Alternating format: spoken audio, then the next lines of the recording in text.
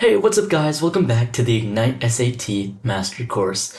Today we'll be covering Lesson 6 of Module 3, the keep, delete questions. Now, what are these for said keep, delete questions? Now, they follow a very specific format. They're going to look something like this. And no, it's not always going to be a keep, delete, just like question 28, but it's going to be some variation of that, like a yes, no, and then a support, why it doesn't support. That's going to be the general gist of these questions.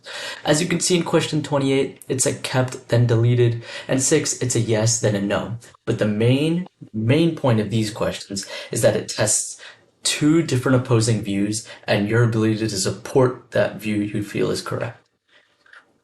Now, let's try some of these keep, delete questions. Alright, let's try question 28. The writer is considering deleting the underlined sentence. Should the sentence be kept or deleted? So the first thing we're going to do is, look at the sentence. The cost of launching a new co-working business in the United States is estimated to be approximately $58,000. Now, the way we can determine if this should be kept or deleted, if this is a constant theme throughout the entire paragraph. So let's read the entire paragraph. The article, published by Forbes magazine, explained that co-working spaces are designated locations that, for a fee, individuals can use to conduct their work. Alright, so we see co-working spaces and designated locations. Let's see if we see anything about money. The spaces are usually stocked with standard office equipment, such as photocopiers, printers, and fax machines. Okay, this just talks about, the equipment in the offices. In these locations, however, the spaces often include small meeting areas and larger rooms for hosting presentations. Okay, meeting areas and larger rooms. So the general gist of this paragraph is not really talking about money whatsoever. It's talking about the specific, things within these, meeting rooms, these designated co-work spaces that are, important to the location itself. Nothing about the cost or a new co-working business. So we can immediately get rid of kept because we know these are not going to be correct. However, why are these, why is the sentence wrong? Why is it not supposed to be there? Well, based on our explanation, it was, it's not really related. So let's see if one of these two options has evidences that, support this.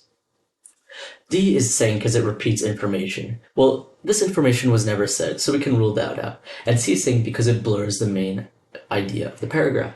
And that's exactly what we were saying. It blurs the paragraph's main focus with a loosely related detail. So therefore, C is the correct answer. Alright, now that we've gone over a problem, how about you guys try one on your own? Now that you've had a chance to look at this question, let's go over it together. The writer is considering deleting this underlined sentence. Should the writer do this? Which is very similar to our last question. Only difference is these are two yeses and two nos. So let's read the sentence.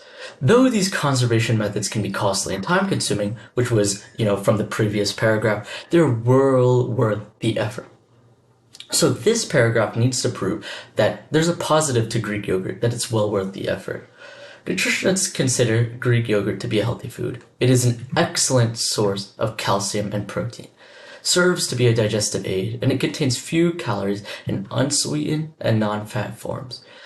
Greek yogurt is slightly lower in sugar and carbohydrates than conventional yogurt is, although also, because it is more concentrated, Greek yogurt contains slightly more protein per serving. Now, these are all positives of Greek yogurt. More protein per serving, lower sugar and carbs, excellent source of calcium and protein. So, overall, this sentence should be kept. But why should this sentence be kept? Well, we know this, this phrase, this transition from the previous paragraph sets this question up, sets this paragraph up very, very well. It's saying that they're well worth the effort despite the conservation method. So we can see that it sets the question up very, very well. So we can immediately get rid of the rests because we know that it's going to be a no answer. Now we just have to figure out why it's a no. So let's look at both of these options. No, because it continues the explanation of how acid whey can be disposed of safely. Well, it does not talk about the disposal of acid whey. So D has to be the correct answer because it talks about the benefits of Greek yogurt.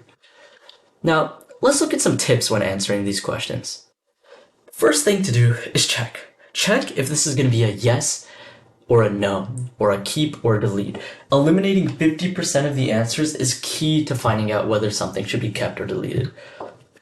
Then you're going to want to cross out those questions. Cross out the yeses or the nos. Whichever parts are incorrect, you can immediately get rid of 50%. Then we're going to look for context. Why is this a yes? Why is this a no? We're going to look for the specific evidence that supports or does not support our assumptions. And finally, we're going to reference it. If the answer choices includes the assumptions and the context we have thought of and the evidence presented, then that's going to be our correct answer. And that is a surefire way that you will get the correct answer every time, given that you follow these 4 steps. Next time, we're going to be looking at the best sentences questions on the writing section of the SAT.